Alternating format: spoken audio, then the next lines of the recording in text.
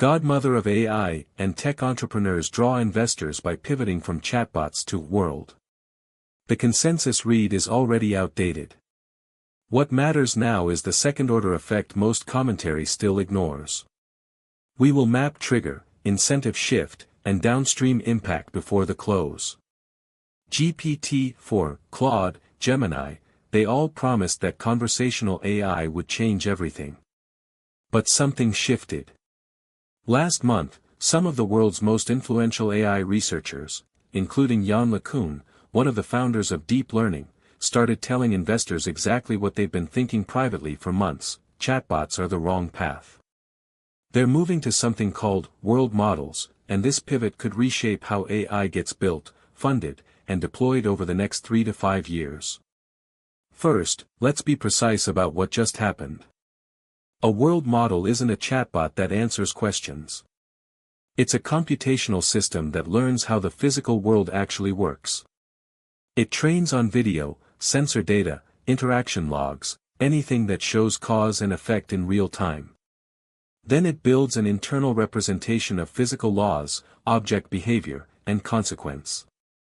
Imagine feeding an AI system millions of hours of video of robots manipulating objects, vehicles moving through space, humans interacting with their environment. The system doesn't just predict the next frame. It understands why the frame changes. That's the difference. Why does this matter right now? Because investors have started asking hard questions about chatbot economics. Every major LLM company is burning money on compute. Inference costs remain stubbornly high. Revenue per user is fragmented across free tiers and enterprise contracts. The unit economics don't scale the way the hype suggested. And worse, every competitor can deploy the same base model. Differentiation is collapsing. So VCs and founders are looking for the next frontier, the next story that justifies $10 billion valuations. World models offer that narrative. They're not commoditized yet. The research is still early. The winners aren't obvious. That's exactly what investors want. But here's the more important angle that most coverage is missing: world models solve a practical problem that chatbots can't.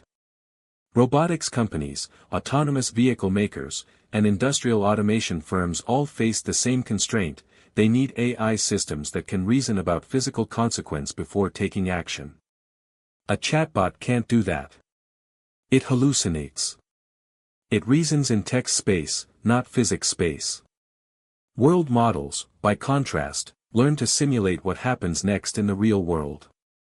That's a fundamental difference in utility. And that's why companies like Tesla, Boston Dynamics, and smaller robotic startups are already pouring resources into this direction. They're not waiting for LLM companies to pivot.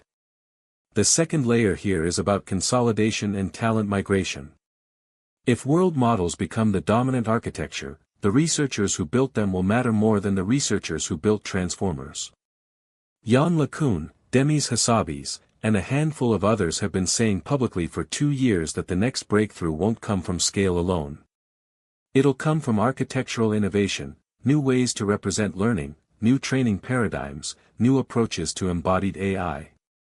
When those researchers start publicly shifting their messaging toward investors, it signals that they're repositioning their own labs and companies around this bet. That pulls funding, talent, and media attention away from pure-play LLM companies. Now, the contrarian angle: world models are much harder to train, much less predictable in outcome, and much more expensive to validate than chatbots. Building a world model requires massive amounts of expensive, curated data, either real-world robot interaction or high-fidelity simulation. The compute requirements are unknown. The timeline to commercialization is longer. Many of these bets will fail. Some investors will lose significant capital.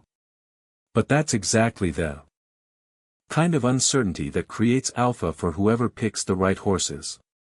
What changes in the next 90 days? Watch for 3 things. First, funding announcements.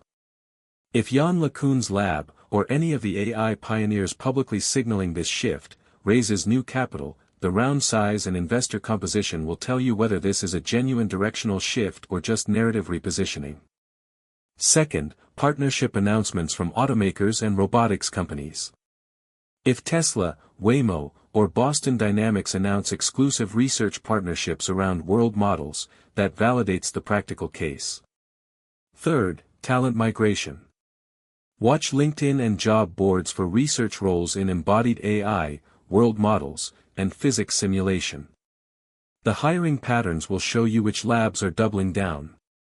For creators and analysts in this space, the story is simpler. The AI narrative is rotating from chatbots will replace knowledge workers to embodied AI will transform physical labor and industrial automation.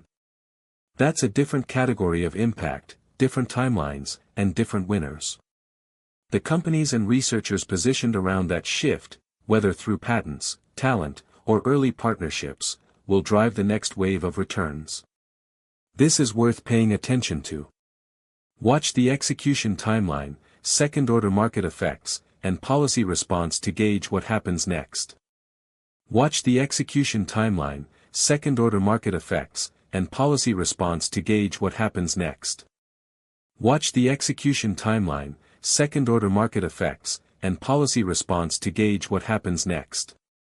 Watch the execution timeline, second-order market effects, and policy response to gauge what happens next. Watch the execution timeline, second-order market effects, and policy response to gauge what happens next. Watch the execution timeline, second-order market effects, and policy response to gauge what happens next. Watch the execution timeline, second-order market effects, and policy response to gauge what happens next. Watch the execution timeline, second-order market effects, and policy response to gauge what happens next. Watch the execution timeline, second-order market effects, and policy response to gauge what happens next. Watch the execution timeline, second-order market effects, and policy response to gauge what happens next. Watch the execution timeline, second-order market effects, and policy response to gauge what happens next.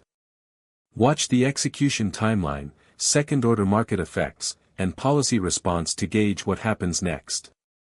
Watch the execution timeline, second-order market effects, and policy response to gauge what happens next.